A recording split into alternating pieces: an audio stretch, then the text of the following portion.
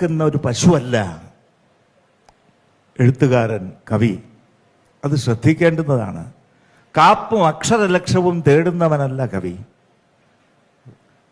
രാജാങ്കണങ്ങളിൽ എനിക്കിടം വേണ്ട, രാജപ്രഭാവ പ്രസാദങ്ങൾ വേണ്ട, കോപ്പു വഴിയുന്ന രണ്ടേകാല് വേണ്ട, കാപ്പും അക്ഷരലക്ഷവും വേണ്ട വേണ്ട എന്ന് കുഞ്ചൻ നമ്പ്യാർ പറയുന്നതായിട്ട് ഞാൻ എൻ്റെ കവിതയിൽ എഴുതിയിട്ടുണ്ട്. കനൽമൊഴികൾ എന്ന കവിതയിൽ.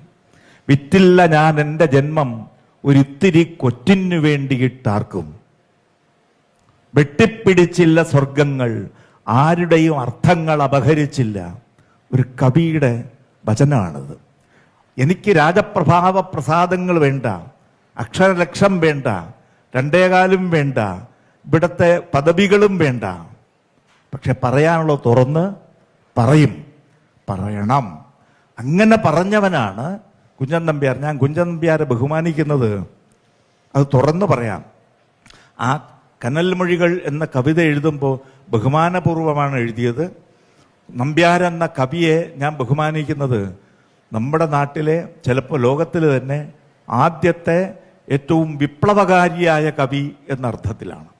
വിപ്ലവകാരിയായ കവി. നമുക്കാണെങ്കിൽ ആദ്യത്തെ ക്ഷേത്രപ്രവേശന വിളംബരകാരൻ കുഞ്ചൻ നമ്പ്യാരാണ് എൻ്റെ കാഴ്ചയിൽ. എങ്ങനെ? ഇവിടത്തെ തമ്പുരാനാണല്ലോ ക്ഷേത്രപ്രവേശന വിളംബരം കൊണ്ടുവന്നത്. പക്ഷേ അതിനു മുമ്പ് സ്വന്തം വിളംബരം അദ്ദേഹം നടത്തിയിരുന്നു. അമ്പലത്തിൽ കയറാൻ യോഗ്യതയില്ലാത്ത പൊലയനെയും പറയനെയും വേലനെയും അണിനിരത്തി അവന്റെ വേഷമെടുത്ത് ഓട്ടൻതുള്ളൽ, പറയൻതുള്ളൽ, ശീതങ്കൻതുള്ളൽ, 3 തുള്ളലായിട്ട് അവന് വേണ്ടി സ്വയം വേഷം കെട്ടി, അവന് വേണ്ടി പൊലയന്റെ വേഷം കെട്ടി, അവന് വേണ്ടി പറയന്റെ വേഷം കെട്ടി, അവന് വേണ്ടി വേലന്റെ വേഷം കെട്ടി. ഈ വേഷമെടുത്ത് അമ്പലത്തിനകത്ത് കയറി തുള്ളിയവനാണ് കുഞ്ചൻ നമ്പ്യാർ. ആലോചിച്ച് നോക്കണം.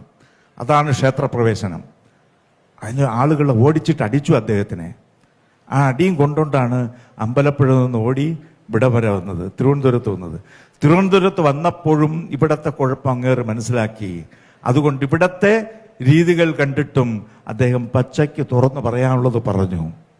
ആ പറച്ചിൽ ഒരു വെറുതെയുള്ള വിനാശകരമായ ക്രിറ്റിസിസം അല്ല, ഒരിക്കലുമല്ല. തിരുത്താൻ വേണ്ടിയിട്ടാണ്. ഭരണാധികാരി സ്വയം തിരുത്തണം, അതാണ് പ്രധാനം.